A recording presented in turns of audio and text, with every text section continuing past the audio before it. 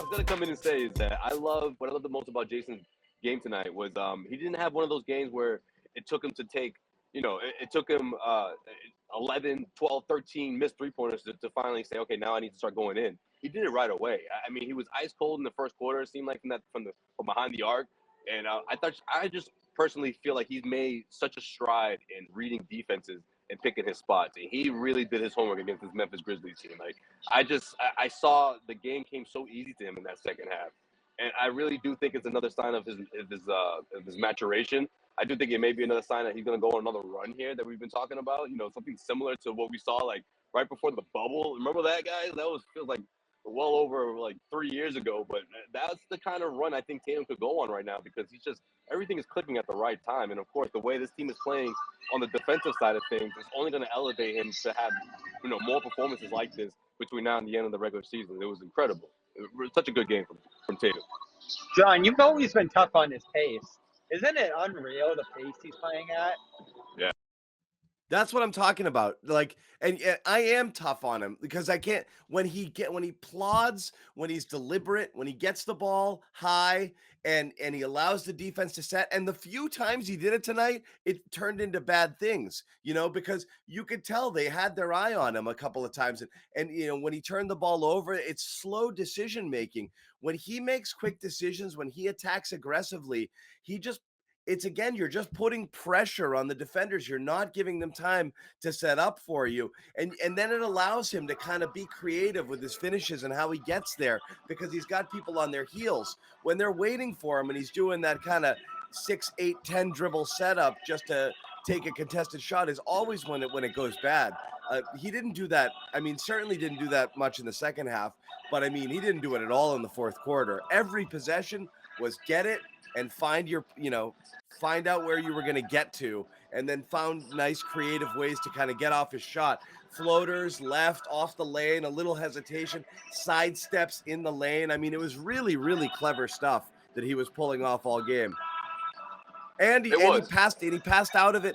He passed out of it quick. He made cross-court passes, skip passes out of the double to set people up. Couple hockey assists there. I mean, really everything was really, really sharp. You could just tell he was seeing the game. Right, and I felt like again the defense allowed that. The Celtics came out strong to start off both halves in this one, and I feel like the Grizzlies, when they did finally get some momentum, especially Ja Morant, it was just a too big of a lead to overcome. Now the Celtics did have some timely three-pointers, whether it was from Al Horford down the stretch or whether it was another one. I think it was Grant who hit one. I feel like this Celtics defense just really kept them on their heels. Like the Grizzlies just never really looked so comfortable out there, especially when Bane and Ja Morant just couldn't find that rhythm until it was in that third quarter, essentially, when Celtics were going on their run. Now, also, Jayson Tatum, I felt like wanted to send a message here. This is a nationally televised game, which wasn't the case a few days ago. TNT picked it up, and I felt like he's hearing the hype about the Memphis Grizzlies and wanted to send the message, and he did. That's exactly what he did on his birthday, nonetheless. No question. Undoubtedly, Tatum had this one circled on his calendar, but to go out here and do it the way he did, man, he's really on another level right now. Yeah, and I wrote about him after the last game, the strides he's making as a forward general. And, I don't even label it as a point forward or whatever you want to call it, the point guard. What is this concert right now? Lead forward of the team. But just him making good decisions as a scorer and as a passer, and pretty much everything he's doing offensively is outstanding right now. And I thought my favorite play of the game was after that 12-3 push that the Grizzlies went on, got it back to single digits between the third and fourth quarter. He just gets right downhill and gets to the free throw line. You saw the same thing in the Atlanta game. They had a couple fouls on the Hawks early in the third quarter in that game. He just goes right at Gallinari downhill and gets the easy foul call and gets him into the bonus for the last 8 minutes of that quarter. His decision-making now, which I thought was bad early in the year, has gotten tremendous. And it's more than just making the great passes and, pushing the ball ahead and running hard and all the different things he's doing right now. He's putting himself in great positions to score too. Some of these switches he's finding himself against, passing out of the double teams when he's in an advantageous position, and he's playing closer to the basket, John, a lot more often than we see him. Normally he's floating, and he's trying to break guys down at the three-point line. he's getting into the post area, at I least love that it. 10 to 12 foot length range. That to me is because that's a good shot automatically, because just being able to rise up and shoot up and over people from 8 feet, 10 feet away is a much higher percentage shot than shooting step backs and fallaways from 18, 19, 20 feet. So he's already in scoring position if he can catch there. Right, and So that's what used to drive me nuts. I mean, he's stopped doing that, right? He's starting to turn the corner more. The footwork is there. He's getting to the free throw line, and I don't know, maybe because it was his birthday, but I didn't see a single complaint to the referees. Like that's dialed there in. were. Oh, were there? Oh yeah. All right. Well, You know what were there a cracks me couple? up? You know, what It's kills never gonna me? go to zero. Some of the obvious ones, I was surprised. I was like, wow, he didn't complain. There's a couple. What cracks me up too, the TNT, the national broadcasts that don't do enough games, don't fully understand the bike thing. So every time he starts walking to the locker room, they get fooled, and they're like, "Uh-oh, Tatum's going to the locker room now. Something must be wrong." And then they're like, "Oh no, He it's takes just the the quick bike." left turn. And there's Now, a collective guys, we're sigh going to the of all locker Celtics room. fans watching, like, Because guys were going. yeah. It was after Adams and Nesmith went, and then Tatum goes, and they were like, "Oh, sorry, I think Tatum's hurt," and they're like, "Oh no, it's the bike, it's the bike." He's just chilling. Someone sent him a note, like, nah, that's his thing. No, that's his thing. Because in the second bike cutaway they did, they were like, get off it. They were only on it for like a split second. They're like, no, he just rides it. It's not a big deal. Yeah, I mean, the complaints are there.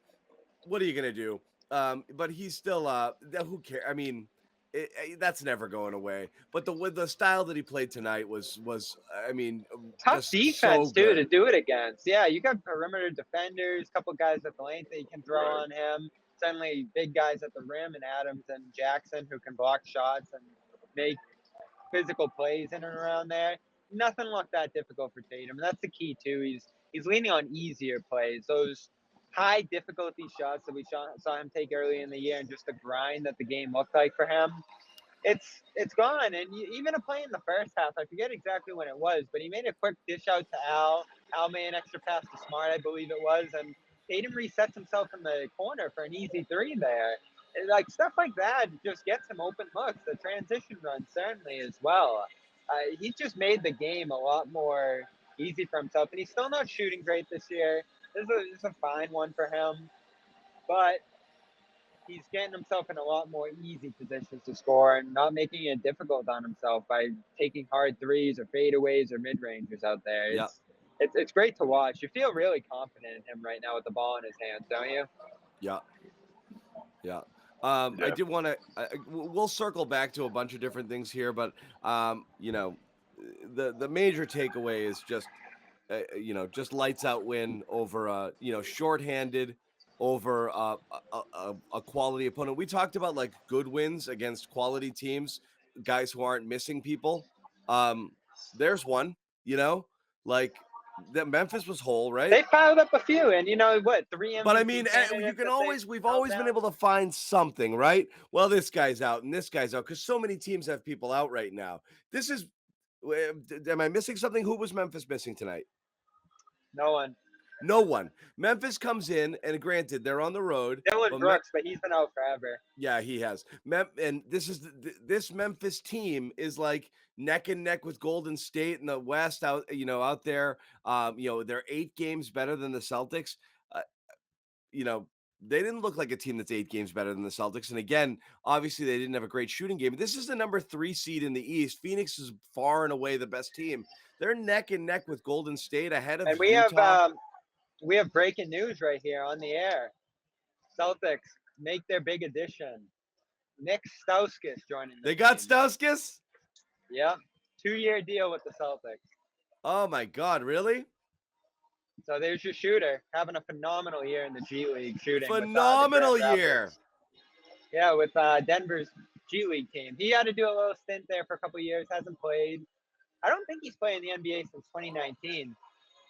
So we'll see how he shifts to the pro game. Obviously, didn't do well in this league coming into the draft that year with Philadelphia and others.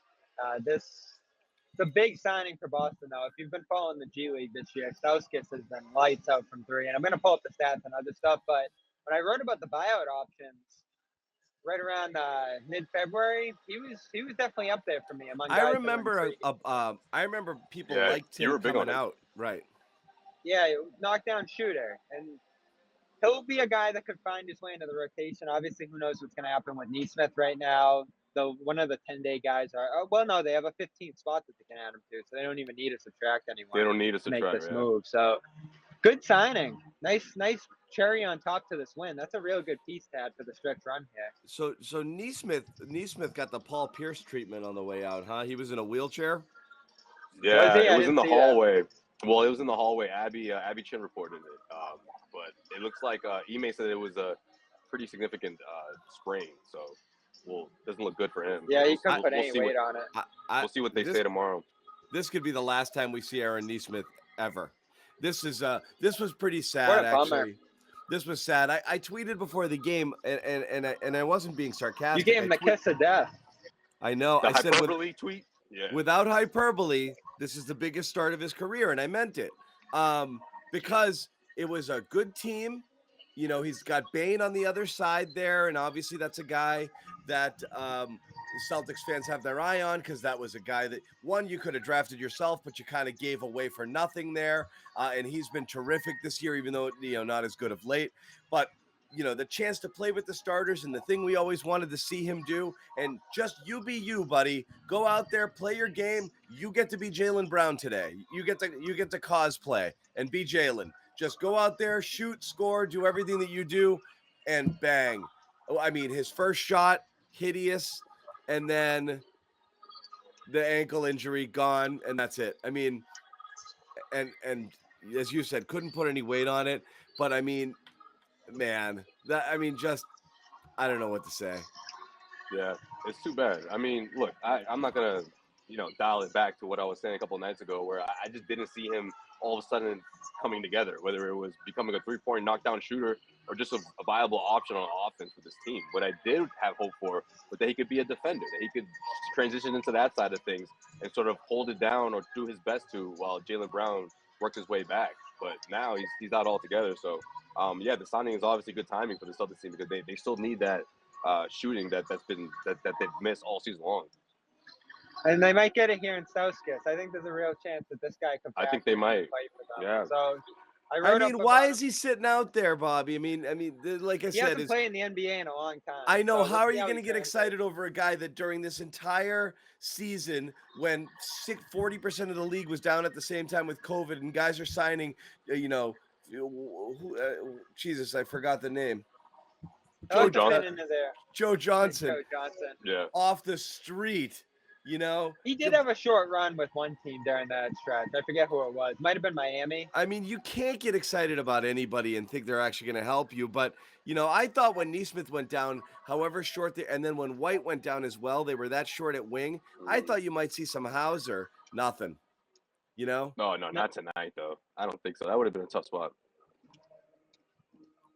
I mean, his volume's been massive in the G League. And, Hauser, that's true for him, too. I think they're both like 42, 43%. Hauser's doing the same stuff in the G League, and he can't sniff a minute. So I mean, let's be realistic here. I don't see it.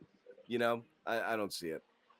Yeah, and he's got the defense too, because we know how Udoka rolls with that thing. It was interesting tonight. I didn't know how they were going to go with the wing thing, because Brown and Nesmith, that's about all your wing depth. No, Grant made sense. Tice ended up getting some 4 minutes too, so that worked out well. I thought he had a good game. If you thought you hated double big, wait till you see triple big. The way I actually thought Grant might get the nod over Nesmith. Yeah, I was thinking that too. I was surprised Nesmith got the start, but at the same time, it led to what we saw from Grant, which is steady shooting, I guess, right? 3 for 3, or at least he started off 3 for 3. He started 3 for 3, finished 4 for 6. I mean, didn't do a ton. But I mean, that other bucket that wasn't a 3 was a nice little cut to the basket there. Yeah, I like and how a nice he's putting the finish ball as on the floor well. Now. He's driving more. He's very comfortable with that ball. And he's I doing think it a has lot to do with his conditioning. I really do. From the very beginning, you could tell that was that was on the top of his list this past offseason, and we're seeing it around. Yeah, driving closeouts, stuff like that he didn't do before. Yeah, never. So he was shy to do that. Once he saw a defender coming his way, he would get rid of it, but not this time. Yeah, all around excellent win. I don't know who else do we want to hit on at this one. I thought Smart was great, passing wise. Oh He made some of man, the best passes I've seen all year, maybe throughout his whole career. That lob to Tyson put them up. I think it was 16 at that point. That was a great behind the play. back to Al. That pretty much put the game away. Yeah, behind the back, not even really looking where it was going, but knowing where Al was on that play. Just Great all of short it. It play. was just lob city. You know, you've got Yeah. Horford, you got Tatum throwing a lob, you got Horford throwing a lob to Tatum. You know, you Horford have threw on a Rob as well. Yeah. yeah, exactly. I mean, it The was Tice lob though, that was nice, man. Like he hung up there for a little bit. I was like, oh, okay, he still has that in him. He still has that athleticism. I like it. That was perfectly placed. Yeah. It He was. got up over Anderson. Big play, 3-point play. The ball movement for this offense has overcome a lack of shooting, a lack of great penetration all around. but A that's lot what of we said last deficiencies on this game. offense, but they're just That's what we producing great shots. that's kind of what we were saying though, right, Bobby? It's like they have to play they can't coast. They have to play max focus, max effort all the time. They have to focus. You can see it too. They've had now 2 first halves in a row where they were clearly they kind of forgot themselves and probably went into the halftime and Ime said, "Hey, no, you know, like no, that's not what we Yeah. do. It Attack, took him what, attack, attack." a minute and a Last half game to call that timeout? Yeah. Last game against Atlanta, they came out in the second half and it was very clear, no, attack. And everything in that third quarter was go to the basket, I go to just the basket, go imagine to the Ime basket. And then when they in this game, it was all about pace. They were moving slow, they were deliberate, they were sloppy, and it was come on, you know, pick it Mhm. up. And they did. Completely different team in the second half, 2 games in a row. Ime's always talking about showing film at half when things aren't going right. And I just imagine him after like this half and the one on Tuesday rolling in like that TV that you used to watch But in class when there was a movie on, and everyone's just like, "Ah, crap, here we go." But you have to love that though. And again, for all of the people in the world who were like, you know, pointing fingers at Ime and Bobby, we're not saying this to take a victory lap, but you and I were always like, I don't get it, you know, like because I didn't get it. I thought Ime was strangely being scapegoated. It's hard to look at of all of the things like we're not in there, okay? We weren't in the locker room to be able to determine what was going on with Brad, why they weren't responding, why you'd have crap first halves and then crap second halves. And it was so perplexing. And that's what led everybody to believe that they've tuned him out. Ime's got their attention because you see very clearly at times when they go out and they play like crap and then they come out and they respond, they're responding to something, you know? And he's clearly had a couple of times where halftime messages, quick timeouts, and this and that. They've come out great off of timeouts. How many times? They had a couple of runs today, like a 6-0, 7-0 run coming off a timeout. They come out of halves. Their ATOs have been I wrote great. earlier in the year Whatever his, he's saying to them is landing. I wrote a BSJ piece earlier in the year that he had the best out of timeouts points per possession He did. in the NBA. I remember when that stat made the rounds, everyone was like, "Oh, I guess I should stop saying all that stuff I was saying." Well, I feel like everyone was sort of going back to the days where Brad used to come out, you know, the ATO, you know, out of the timeout, and you know, come up with these plays, and people sort of trying to see if Ime could do the same thing. But I think it's been more of a, you know, like 4 or 5 minute stretch where guys are really dialed in and out of that timeout. That's made all the difference, you know. Whereas most people were just looking at this, you know, spectacular play off the inbound that they were expecting.